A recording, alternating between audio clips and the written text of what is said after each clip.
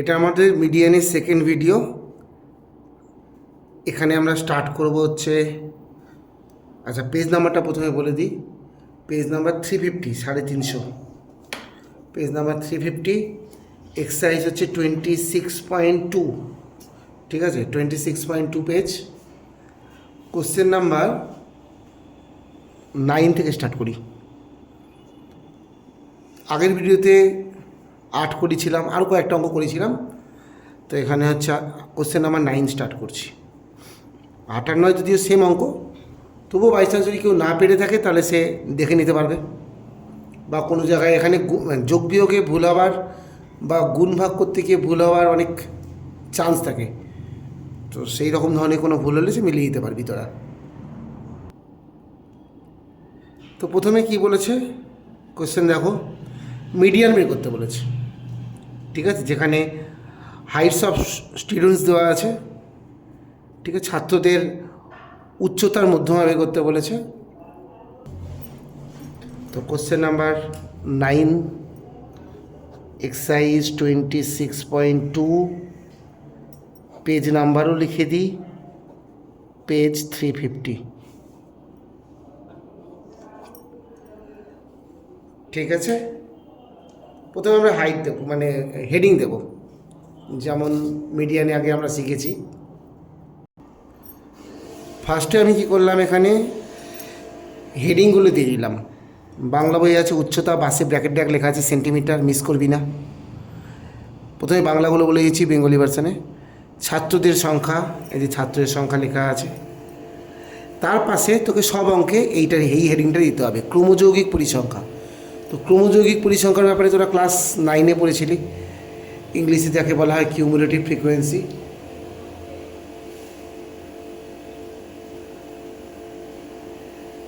ঠিক আছে, ইংলিশে একে বলা হয় কি কিউমুলেটিভ ফ্রিকোয়েন্সি বা less than type, sorry cumulative frequency, নিচে হচ্ছে ব্র্যাকেটে লিখে দিবি লেস দ্যান টাইপ।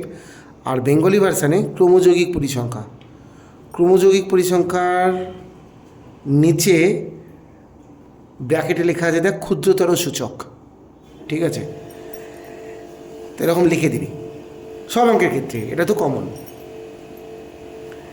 তো এবার অঙ্কটা যদি করি তাহলে হচ্ছে প্রথমে যে কোনো অঙ্কে এই হেডিংটা আমরা প্রথমে দিয়ে নেব, দিয়ে নিলাম।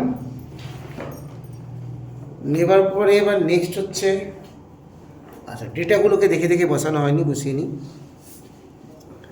আগের ভিডিওতেও আমি বলেছি, এখানে একবার আমি মনে করে দিই যে ফার্স্ট অফ অল তোকে খেয়াল রাখতে হবে যে কোয়েশ্চেন আছে কি না। তুই ঠিকই শুনেছিস, কী বললাম কথাটা, কোয়েশ্চেনটা আছে কি না।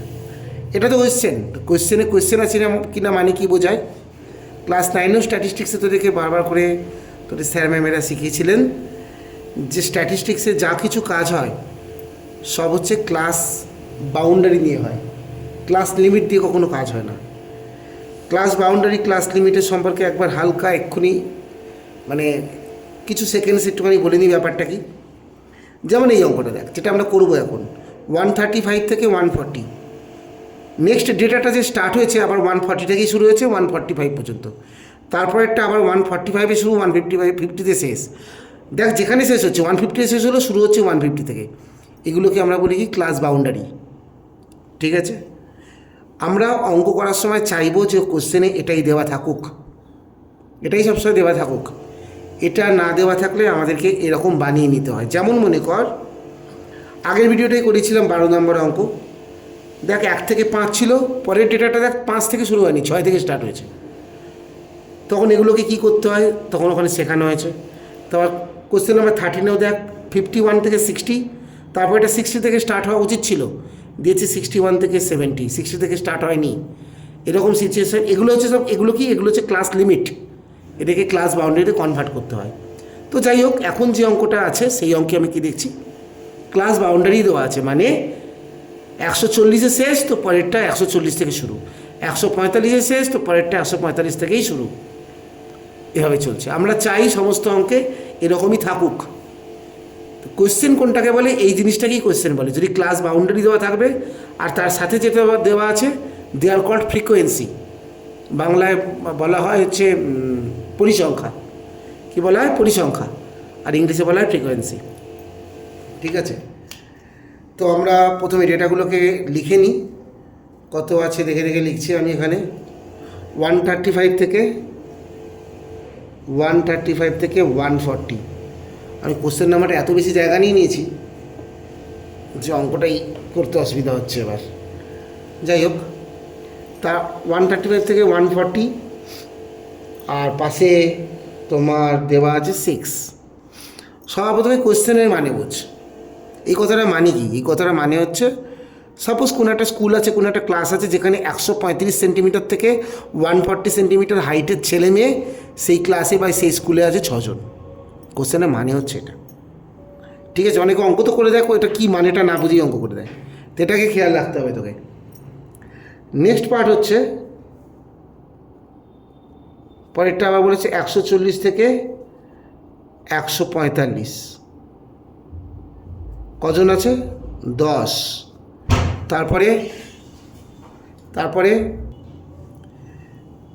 হচ্ছে তোমার 145 থেকে 150।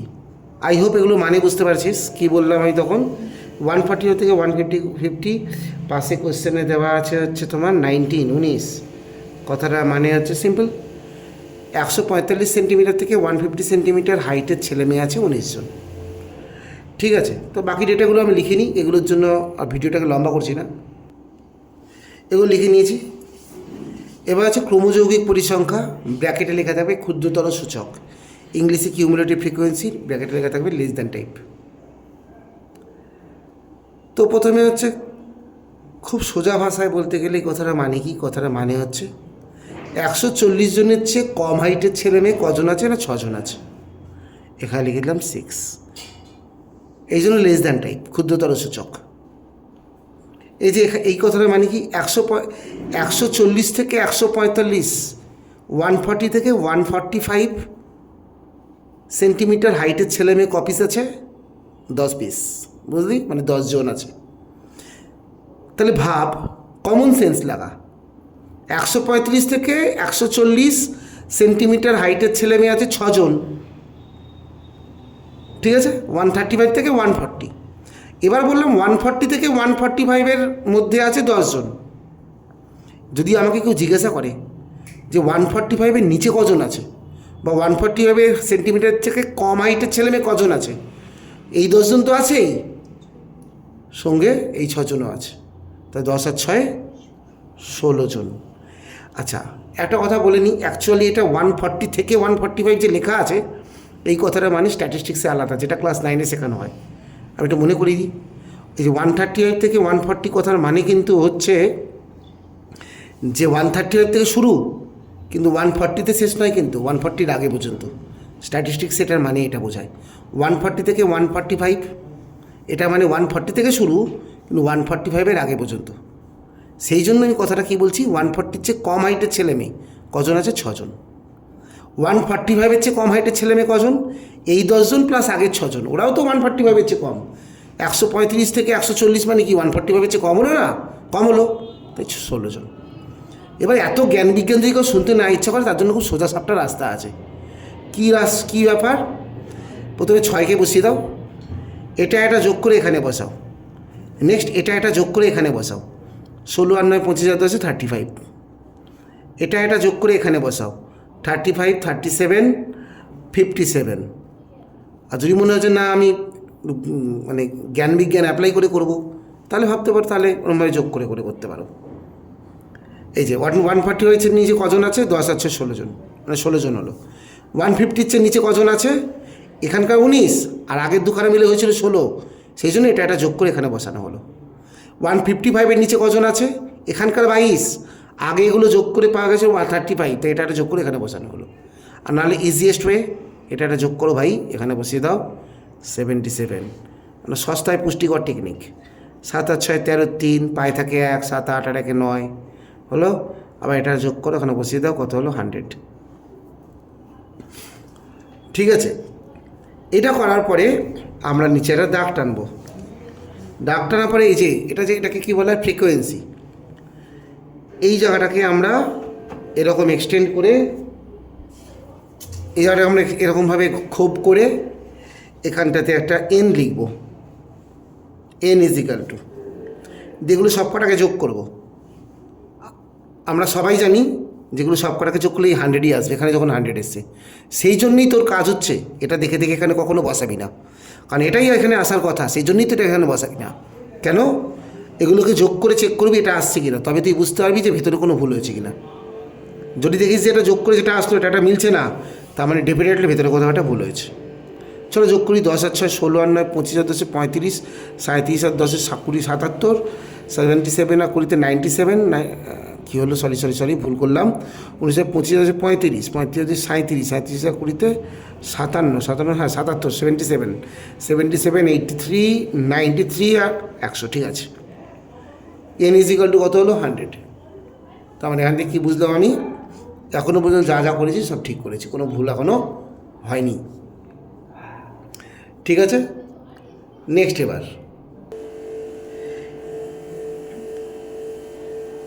এবার আমরা এখানে লিখব সব অঙ্কে n/2 লিখব, ঠিক আছে। সব অঙ্কে কী লিখব? n/2। n কত? 100 বেরিয়েছে, স্বাভাবিকভাবে n/2 কত হবে? 100/2, কাটাকাটি করলে কত আসছে? 50। এবার আমাদের কাজ হচ্ছে দেখতে হবে এই যে n/2 এর যে ভ্যালুটা পাওয়া গেল, এই সংখ্যাটা এই কিউমুলেটিভ ফ্রিকোয়েন্সির মধ্যে কোথাও আছে কি না। এটা কত পাওয়া গেছে? 50। কিউমুলেটিভ ফ্রিকোয়েন্সির মধ্যে কোথাও 50 আছে কি না আমরা দেখব। খুঁজে দেখলাম এখানে কোথাও 50 লেখা নেই। এই সংখ্যাটা যদি এখানে থাকতো তাহলে আমরা সেই সংখ্যাটাকে, যদি থাকতো 50 যদি লেখা থাকতো তাহলে সেই 50কে আমরা মার্কিং করতাম, ঠিক আছে, দাগ দিতাম। কিন্তু দুঃখের বিষয় এখানে নেই। তো না থাকলে কী করতে হবে? এখানে যে সংখ্যাটা পাওয়া গেল, এটাকে যদি এখানে না পাওয়া যায় তখন এর থেকে ঠিক বেশি সংখ্যাটা দিতে হবে। আমি বলিনি এর থেকে বেশি 100 আছে, এর থেকে বেশি 93 আছে, এর 50-র চেয়ে বেশি 77 আছে, 50-র থেকে বেশি 57 আছে, ঠিক আছে। এদের কাউকে নয়, কাকে?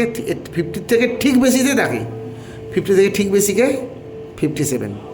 তো আমরা কি করব? এই 57টাকে মার্কিং করব।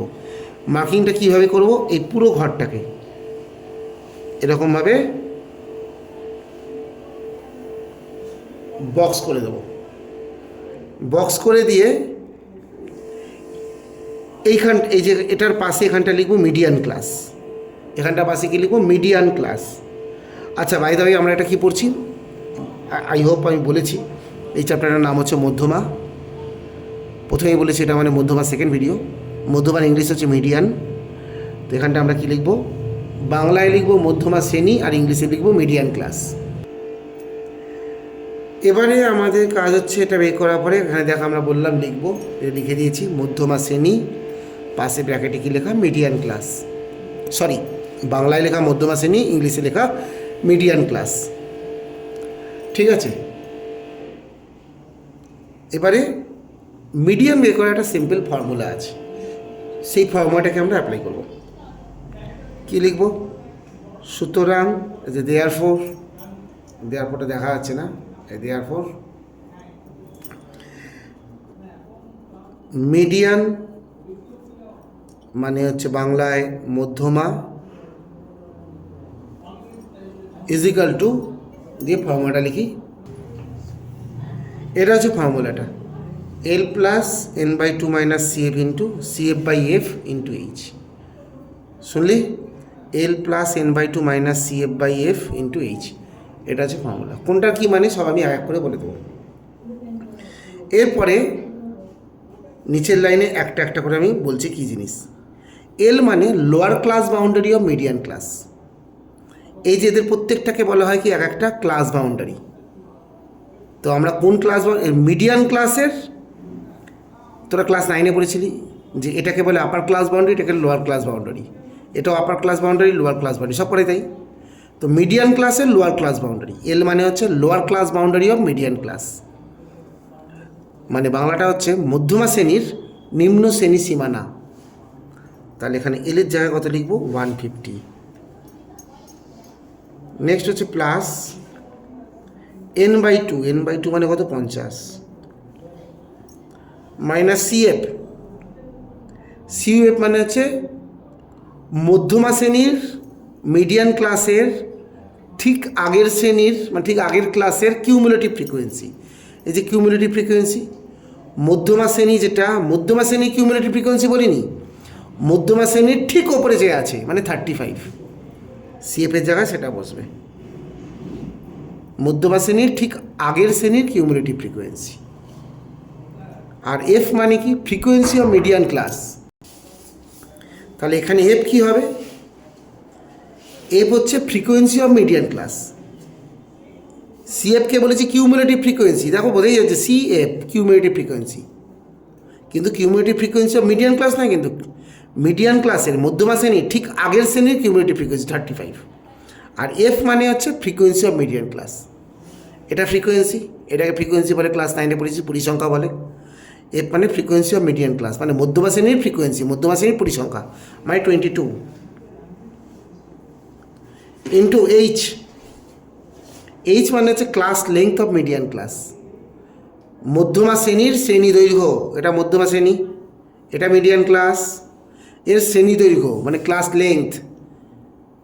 155 আর 150-এর মধ্যে গ্যাপ কত? 5-এর গ্যাপ, মানে বাংলা কথা এর থেকে বিয়োগ করে দিবি। তো এইচের জায়গায় কত বসলো? 5 বুঝলি? হলো। এটা লেখার পরে এখানটা একটু কষ্ট করে লিখতে হবে, কাজটা একটু হালকা বোরিং, বোরিং হলেও কিছু করার নেই, অনেকটা নাম্বার থাকে, 4 নাম্বার থাকে, কষ্ট করে লিখতে হবে। এর পাশে প্রত্যেকটা পাশে লিখবি এল ইজ ইকাল টু কি, ঠিক যেমন বলছি, lower class boundary of median class, মধ্যমা শ্রেণী নিম্ন শ্রেণীর সীমানা। এই যে কথাটা বললাম পুরো কথাটা লিখবি, ঠিক আছে? ভিডিওটা শুনে শুনে লিখবি। Lower class boundary of median class, মধ্যমা শ্রেণীর নিম্ন শ্রেণী সীমানা লিখলি, ছোটো করে লিখবি, লিখে পাশে ইজ ইকাল টু দিয়ে এল এর ভ্যালুটাকে মেনশন করবি 150। ব্র্যাকেটটা এখানটা ক্লোজ করে দিই, মানে সব কটা লিখতে হবে। এল লিখলাম। এন মানে কি? টোটাল ফ্রিকোয়েন্সি, মোট পরিসংখ্যা ইজ ইকাল টু কত? এন মানে কিন্তু এন মানে হচ্ছে মোট পরিসংখ্যা। এন কত? 100। কেউ ভুল করে 50 লিখে দিস না। এন কিন্তু n/2 হচ্ছে 50। এন তো মোট পরিসংখ্যাটা 100, ঠিক আছে? নেক্সট হচ্ছে সিএফ মানে হচ্ছে কিউমুলেটিভ। আচ্ছা, কারো যদি মনে হয় যে এই ভিডিও শুনে শুনে লিখবো না, তার জন্য ব্যবস্থা আছে। এই যে বইটা হচ্ছে এক্সারসাইজটা যেখানে করছি আমরা, পাতায় একবার উল্টাবে, আর একবার পেজ উল্টাই, দুবার পেজ উল্টালাম। এই যে পেজ নাম্বার 346-এ দেখো বড় করে লিখে দেওয়া আছে এল মানে কি, এন মানে কি। এই যে এন মানে বললাম মোট পরিসংখ্যা, ওটাকে এটা লিখেছে পর্যবেক্ষণ সংখ্যা, একই ব্যাপার, তুই চাপ নিস না। এম মানে কি বললাম? মধ্যমা শ্রেণীর পরিসংখ্যা, যেটাকে আমি বললাম কি ফ্রিকোয়েন্সি অফ মিডিয়ান ক্লাস, ঠিক আছে? এটা সিএফ মানে এইচ মানে সব দিয়ে দিয়েছে। ইংলিশ ভার্সান যদি বই হয় সেখানেও দেখো পেজ নাম্বার 346-এ তুমি পেয়ে যাবে। এই যে ইংলিশ ভার্সান বই, ইংলিশ ভার্সানের পেজ নাম্বার 346-এ এসো, এই হচ্ছে 346, দেখো এখানে লেখা আছে এফ মানে frequency of median class, CF cumulative frequency of class preceding the median class, মানে মিডিয়ান ক্লাসের ঠিক আগেরটা প্রিসিডিং। এইচ মানে class size of the median class, এটা না লিখে তুই লিখতে পারিস class length of median class, ঠিক আছে? তো কত পেজ বাংলা ইংলিশ দুই বই পেজ নাম্বার 146-এ লেখাগুলো পেয়ে যাবে। তো লিখলি ইজ ইকাল টু সিএফের জায়গায় কত বসিয়ে দিলাম? কত? 35। নেক্সট হচ্ছে এফ মানে কি বললাম? ফ্রিকোয়েন্সি অফ মিডিয়ান ক্লাস, মানে মধ্যমা শ্রেণীর পরিসংখ্যা। কত? 22 লিখে নিবি এরকম, ঠিক আছে? এফ হয়ে গেল। এবার এইচ কত বসেছি? 5 বসিয়েছি। তো লিখবি এইচের যা মানে আছে কি বলে, মধ্যমা শ্রেণীর শ্রেণী দৈর্ঘ্য, class length of median class. কত এটা? মধ্যমা শ্রেণীর শ্রেণী দৈর্ঘ্য, তো 5 হয়ে গেল। এবার এখানকার মেন কাজ, যেখানে ছেলেমেয়েরা যত ভুল করে, যোগ বিয়োগ গুণ ভাগ করতে গিয়ে দয়া করে এই ভুলটা করো না। অনেকে এখানটায় ব্র্যাকেট দেয়, তুইও চাইলে দিতে পারিস, ঠিক আছে, না দিলেও হবে, কারণ এই যে দাগটা বড় দাগটা এটা ইটসেলফ একটা ব্র্যাকেটের মতোই কাজ করে। এনিওয়ে 150 প্লাস যোগ বিয়োগ করলে এটা কত হচ্ছে 5 আর 22 যদি কাটাকাটি যেত এত করে কেটে দিতাম, যাচ্ছে না দুঃখ। 50 থেকে 35 বিয়োগ করলে 15, 15কে 5-এ কত হয় 75, 75/22। এবার এই 75কে 22 দিয়ে ভাগ করতে হবে। এই অঙ্কের ভাগ মোস্ট ইম্পর্টেন্ট পার্ট। এই অঙ্কের ভাগ অঙ্কের পাশেই কোনো জায়গায় তোমায় ধরাতে হবে। দেখতেই পাচ্ছ যে কত জায়গা নিয়ে অঙ্ক হচ্ছে, খাতায় মিনি ভর্তি হয়ে গেছে। এখানে যদি তুমি পাশে রাফ করতে যাও অঙ্ক পুরো নোংরা হয়ে যাবে খাতা পুরো। সেই জন্য বোঝানো হয় আমাকে এখানে সবসময় পেন্সিল দিয়ে রাফ এখানে অঙ্কের পাশেই করবে, পেন্সিল দিয়ে করবে, তাহলে কোনো অসুবিধা হবে না। যেমন আমি এই অঙ্কটার রাফ এখানটা আমি করতে চলেছি 75কে। আচ্ছা, আরও একটা কথা, এখানে এটাকে যোগ করে দিস না, আগে যোগ করে তারপরে ভাগ করতে আস না, তাহলে বিপদ আরও বেড়ে যাবে। আগে ভাগ করে নাও। তো ভাগও একটু বলে দিই। 75 লেখা আছে, 75-এর পরে কিছু নেই, মানে পয়েন্ট আছে। আমরা জানি যে কোনো সংখ্যার শেষে পয়েন্ট থাকে আর পয়েন্টের পরে বস্তা শূন্য থাকে। তুমি তোমার পছন্দ মতো যত কিছু শূন্য বসিয়ে নিতে পারো। দেখে 22 দিয়ে ভাগ করছি, কত দিয়ে যাবে 3 দিয়ে 66, কত হলো 9। পয়েন্ট কীভাবে, পয়েন্টের ওপারের সংখ্যাকে অ্যাক্সেস করতে গেলেই, মানে পয়েন্টের ওপারের সংখ্যার গায়ে হাত লাগাতে গেলেই আগে এখানে পয়েন্ট বসাতে হয়। আগে 0 কখনো বসানো যায় না, আগে পয়েন্ট বসিয়ে নিলাম, এবার এখানে 0 বসলো। এবার দেখি কত দিয়ে যায়, 4 হলো 88, কত হলো 2। এই শূন্যটা নেমেছিল, আবার একখানা 0 নামলো। এই যে 22, দেখো এবার শূন্য নেমে 20 হলো। ভাগের টেকনিক হচ্ছে 22-1-এ 22 বেশি হয়ে যাচ্ছে, বেশি হয়ে গেলে তার চেয়ে কম সংখ্যা দিয়ে ভাগ দিতে হয়। তাহলে কত দিয়ে দেবো 22-0-0, ঠিক আছে। কত হলো বিয়োগ করলে কত হয় 20, আবার একখানা শূন্য নামলো, আবার একখানা 0 নামলো।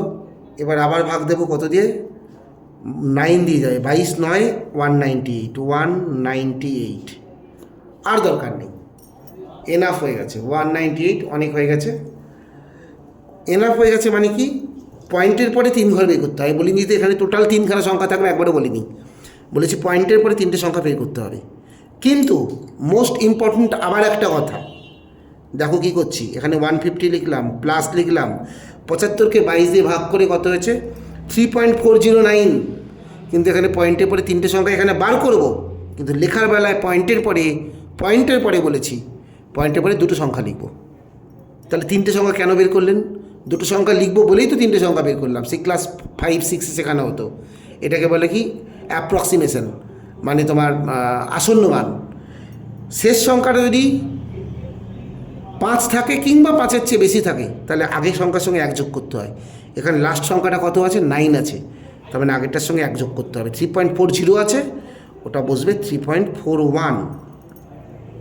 যদি ভাগ মিলে যেত তাহলে তো ডাইরেক্ট বসিয়ে দিতাম, এখানে ভাগ মেলেনি, আমাকে এখানে আসন্ন মানে আনতে হলো। যখনই আসন্ন মানে আনতে হবে তখন তার পাশে ব্র্যাকেটে প্রায় লিখতে ভুলবে না, ইংলিশে APPROX, approx, full stop, approx লিখতে ভুলবে না, প্রায় লিখতে ভুলবে না। যখন ভাগ মিলে যাবে তখন আবার প্রায় লিখিস না, যখন আসন্ন মানে যে অ্যাপ্রক্সিমেশানে যখন ইউজ করব তখন এটা করব। এবার যোগ করে দাও, যোগ করলে হচ্ছে কত হচ্ছে 153.41। দেখো আনসারটা দেখো ঠিক করলাম কিনা।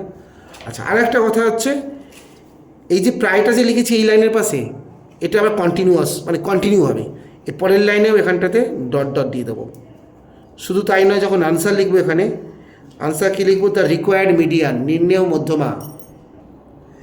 এবার কী হলো, আনসার লিখবি মাস্ট, নির্ণেয় মধ্যমা the required median is equal to, যেটা বেরিয়েছে সেটা 153.41। দেখেছিস অঙ্কের পাশে পেন্সিল দিয়ে করেছি, যতই হিজিবিজি হোক খাতা পুরো পরিষ্কার পরিচ্ছন্ন দেখতে লাগবে। এত লিখে কোশ্চেনে কিন্তু সেন্টিমিটার দেওয়া আছে, তাই সেন্টিমিটার লিখতে ভুলবে না। ইউনিট মিস হলেই 1 কাটা, ঠিক আছে। এই যে ইংলিশে সিএম, বাংলায় লিখবে সেমি, আর পাশে ব্র্যাকেটে এখানেও কিন্তু প্রায় কথাটা লিখতে ভুলবে না। যেখানে প্রায় একবার শুরু হবে তারপরে সব জায়গাতে প্রায় কন্টিনিউ হতে থাকবে। এই যে প্রায়, ঠিক আছে। ইংলিশে অ্যাপ্রক্স APPROX। শেষ। এই হয়ে গেল আমাদের কোশ্চেন নাম্বার কত বলেছিলাম 26.2 9, পেজ নাম্বার 350। ঠিক আছে, ওকে, তাহলে আজকে ভিডিও এই পর্যন্ত। Tata, bye bye.